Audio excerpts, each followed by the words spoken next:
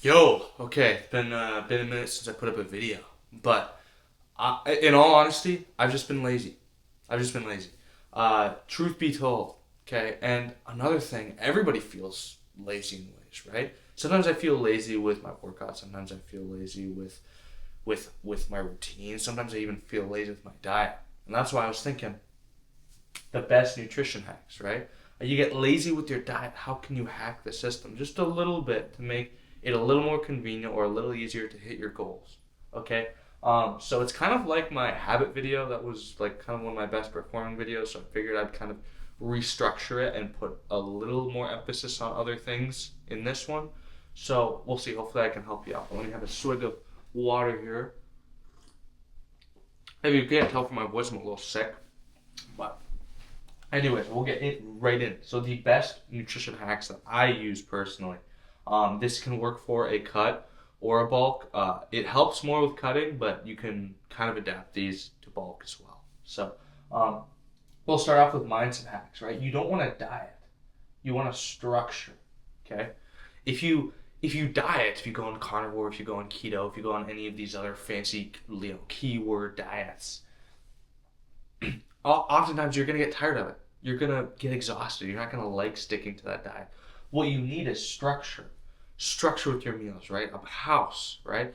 You got to build it in the right way. You got to set the foundation right, and then you can focus on the other things. If the foundation's all wonky or uneven, like keto or carnivore or vegetarian, whatever the hell you're doing, but get your structure right, right? You want a good structure. You don't want a diet, okay? Um, and think in weeks, not in days. This has kind of helped me a lot if I do accidentally overeat one day or undereat one day. I think, okay, I have to think in weeks, not days. You have a weekly calorie limit and you have a weekly carb, fat, protein limit. Think of those and have those in mind. And I would recommend writing them down so you know what you're going to hit and you hit the right amount every day. So it's all right. And you can weigh yourself, by the way. Oh, maybe I have that down here more, but yeah, let's see. Never mind. I'll get back on that later. But you also want environment over willpower. This definitely changed the game for me when I started living on my own. Um, I structured my environment in a way where the only things I could eat was high protein foods. I was surrounded by Greek yogurt, dark chocolate chips, oats, like all these healthy carbs, healthy fats, all this different stuff that really affects your gains and how you think. So if you have a good environment, it's a lot better than the willpower to not go in the pantry and grab chips when it's 1 a.m. at night and you've already been asleep for 4 hours. You wake up and it's just like, crap, I'm hungry. So, environment over willpower. Okay, you do not want to test your will too much, right? It's good to have a little bit of willpower, but environment is better. Now, next we have food, protein in meals. Okay, protein's a big buzzword. Everyone knows protein. Your muscles are made up of protein. That's important. So, um, you want low cal volume, right? So like a high protein breakfast is super good for the morning because um, it helps. It helps so much. So when you front load your protein in the beginning of the day, you get the protein in. You don't have to worry about it as much later, and it helps you feel fuller and better throughout the day, so you're not getting super hungry. Now this will tie in something I'm going to speak on a little later, but you also shakes for bulking. I really recommend. For cutting, not as much you can, but you don't feel full as long. So maybe if you're doing shakes, maybe like some probiotics or some greens or something like that. But I wouldn't do shakes much with cutting. With bulking, shakes all the way. Do shakes, baby. If you can't get your stuff up, shakes will change the game for you. And flavor, okay? Make sure you're enjoying what you're eating, dude. You know, like have good. What proteins do you enjoy? Do you enjoy tuna? Do you enjoy chicken? Do you enjoy beef? Right? You can get all these for a good price, right? Uh, so make sure you're not sacrificing flavor too much because if you just stick to like some crazy rice and chicken where you don't really enjoy bland meals, figure out sauces to mix in, like some low calorie sauces, low cal barbecue sauce, all these different things you could use and could adapt into the plan. How could you front load your protein with that? So what you can kind of take from this whole thing is high protein breakfasts are great because you're not stressing much about protein at the end of the day and you don't have to eat like 5 eggs to make up for it. So next we have drink plus snack hacks. Okay, these changed the game. This changed the game for my client Dalton. He was getting kind of tired of eating, and he was cutting, so he was getting super tired and just didn't really know what to do. And he was like, Ryan, this diet, I cannot. And I'm like, okay, how much water are you drinking? Like half a gallon. Okay, bro, you need to be drinking a gallon. So we started doing H2O before eating. So having like, say, a glass of these, glass of water. Oh, just spilled a little bit. But you want some water before eating. This will help you feel fuller. Oftentimes when you're more hungry, it's a lot of times water getting in the way of that. So your stomach wants to feel full. You can fill it with food, or you can fill it with water. You can fill it with a bit of both. So try to make sure you're drinking water. I try to drink 32 ounces right in the morning. It helps me with my fast. If I fast until like 12, whatever I'm doing. And then cheat. Okay, this can be kind of hit or miss with some people. Cheat meals are very good, but they can be very overused. You don't want a cheat meal like a full pizza, like a full 2 pizzas. Okay, a full pizza I guess you could do, but think of it in your weekly calories. How much are you going over that, right? Because if you're on a 500 calorie deficit every day for 7 days, you're technically on a 3,500 calorie deficit for the week. On your cheat meal, if you eat up to 3,500 calories or more, so like 5,000 plus calories in a day, you're kind of just not gonna make any progress because you just did all that, you know. So, 1 to 2 cheat meals. Don't go crazy calorie over. Maybe hit your maintenance, kind of like a refeed, but don't go over 2 refeed meals a day, or 2 refeed meals a week, not a day. That'd be terrible. Next is fasting, as I was just mentioning. Fasting is a game changer.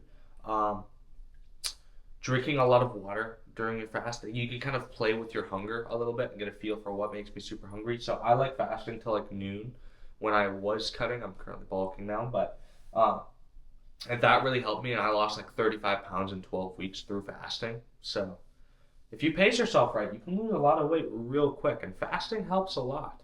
Okay, and you can see the abs next morning. Then right when you eat, you feel kind of bloated, but fasting. So 12 in between 12 p.m. and 8 p.m. is like the golden time to eat, and like knock it down to 2 meals a day. You can do 3 if you can even them out good, but I just do 2 because I can handle that pretty well.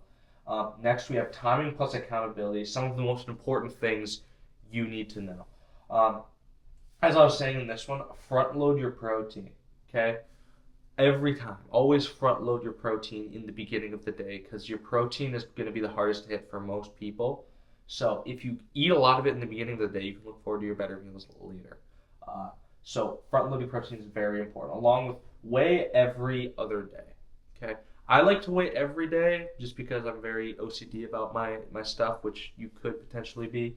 But every other day kind of keeps you in check for how much you are doing and how much weight you're gaining, because you want to, it's like your bank account. You're going to be more aware of your funds if you're checking your funds every day, right? And your balance, you're going to be more conscious of it. So weigh every other day. Weigh every day.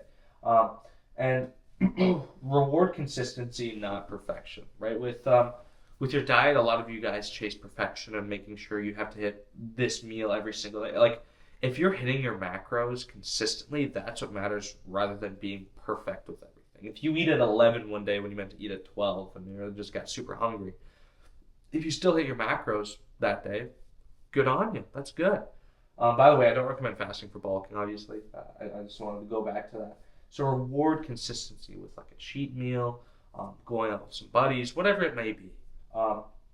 And next, if you are busy, okay, which a lot of people are busy, time management is probably what I talk to 80% of people about, and that's what they say their problem is.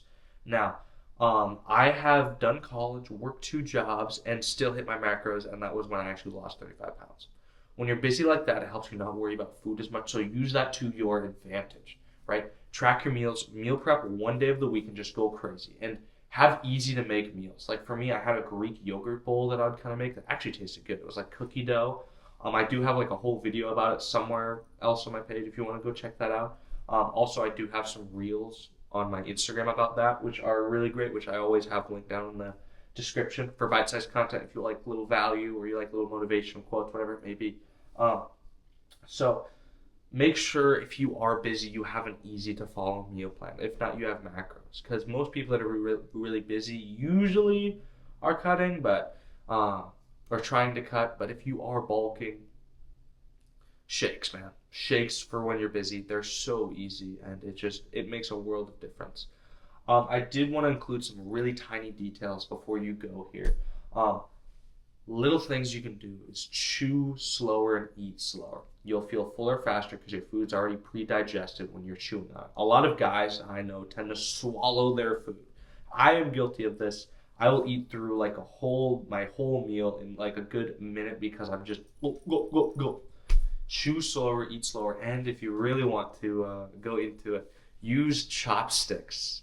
Very strange, but you know the it's easy, bro. Like it makes it really easy to chew slower, and you gotta really focus on what you're eating. And you even get a little hand work up there. Look at these thumbs, bro. You see the muscles on these suckers?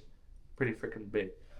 We also, what else was I gonna tell you? Oh, find a fun type of cardio.